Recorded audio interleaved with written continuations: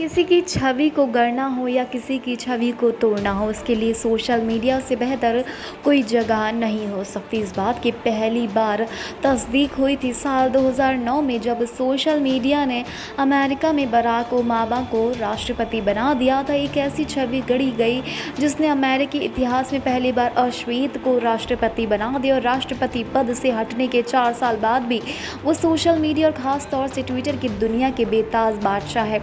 129 million से भी ज़्यादा फॉलोवर वाला शख्स, इतने फॉलोवर जितने खुद ट्विटर के भी नहीं हैं। अगर ट्विटर की इस लोकप्रियता को भारतीय परिप्रेक्ष्य में ट्रांसलेट करें तो ये तमगा सिर्फ और सिर्फ एक आदमी के पास है, प्रधानमंत्री नरेंद्र मोदी के पास। उन्होंने और उनकी टीम ने सोशल मीडिया के जरिए एक छवि गढ़ी है जिसने उन्हें लोकप्रियता के शिखर पर पहुंचा दिया है। उनके आसपास कोई ऐसा नहीं है। सदी के महानायक अमिताभ बच्चन हो या फिर क्रिकेटर विराट कोहली, सब बहुत पीछे छूट चुके हैं, और ट्विटर पर मौजूद फौज अभी इतनी मजबूत हो चुकी है कि जब चाहे कोई नई छवि गढ़ दे और जब चाहे तो बनी बनाई छवि को ध्वस्त कर दे। इसके लिए ब्लू टिक वालों के रोल पर तो पूरी किताब लिखी जा सकती है। लेकिन ये वक्त कोरोना का है, और कोरोना की इस दूसरी लहर में छवियों को ध्वस्त होता देखा जा रहा है। ये काम भी ट्विटर पर बखूबी हो रहा है। 28 अप्रैल 2021 को अमेरिकी अखबार वॉशिंगटन पोस्ट में छपी एक खबर को याद करिए। स्क्रीन पर दिख रही होगी पीएम मोदी की बनी बनाई छवि को ध्वस्त करती एक खबर, जिसे शायद ही आपने वॉशिंगटन पोस्ट में जाकर पढ़ा होगा। आपको ये खबर दिखी होगी या तो ट्विटर या तो फेसबुक पर। वहीं सोशल मीडिया प्लेटफॉर्म्स जहां पर नरेंद्र मोदी की छवि को गढ़ा गया था, और भी खबरें हैं, और भी खबरों के स्क्रीनशॉट से जो आपको दिख रही होंगे, ये सब प्रधानमंत्री की आलोचना करती हुई खबरें हैं। लेकिन आपको इनकी वेबसाइट पर जाकर या अखबारों के ई पेपर में शायद ही पढ़ा हो।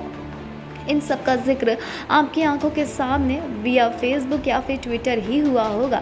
जाहिर है कि जिस सोशल मीडिया ने बीजेपी और ख़ास तौर से पीएम मोदी की एक छवि गढ़ी, वही अब उसकी छवि को अब ध्वस्त किया जा रहा है। अन्ना आंदोलन के बाद भ्रष्टाचार के खिलाफ आई जागरूकता, दिल्ली की निर्भया कांड के बाद कांग्रेस के खिलाफ उपजा गुस्सा और 2G कोलगेट कांड से उपजे असंतोष ने देश के सामने दूसरा बना बनाया विकल्प पेश किया था। बीजेपी के रूप में राजनीतिक विकल्प तो सबके सामने था ही, लेकिन इस पार्टी का चेहरा कौन होगा, उसे स्थापित किया सोशल मीडिया ने। भले ही कहे कि जून 2013 में गोवा की कार्यकारिणी में नरेंद्र मोदी के नाम पर मुहर लगी, लेकिन सच तो ये है कि सोशल मीडिया पर नरेंद्र मोदी के नाम की मुहर गोवा का कार्यकारिणी से पहले ही लग गई थी।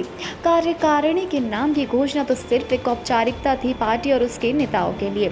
उस वक्त ही सभी पॉलिटिकल पार्टी और खास तौर से बीजेपी को सोशल मीडिया की ताकत का अंदाज़ा लग गया था। तभी तो नरेंद्र मोदी जब प्रधानमंत्री बने तो उन्होंने ट्वीट किया कि भारत जीत गया। उसके बाद से अपनी छवि को और बेहतर बनाने के लिए पीएम ने क्या किया, इसे बताने की ज़रूरत शायद ही हो। दुनिया का शायद ही कोई ऐसा सोशल मीडिया प्लेटफॉर्म हो जहां पीएम मोदी की मौजूदगी नहीं है।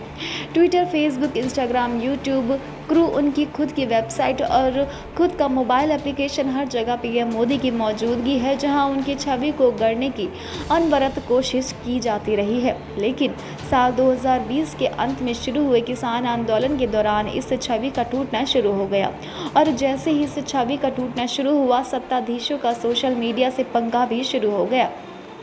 26 जनवरी को लाल किले पर हुई हिंसा के बाद किसान आंदोलन के समर्थन में पॉप स्टार रिहाना ने ट्वीट किया, फिर स्वीडिश एक्टिविस्ट ग्रेटा थनबर्ग ने ट्वीट किया, और उसके बाद शुरू हो गया टूल किट प्रकरण, जिसमें कहा गया कि भारत को बदनाम करने की अंतर्राष्ट्रीय साजिश की जा रही है। भारत में दिशा रवि की गिरफ्तारी भी हुई थी।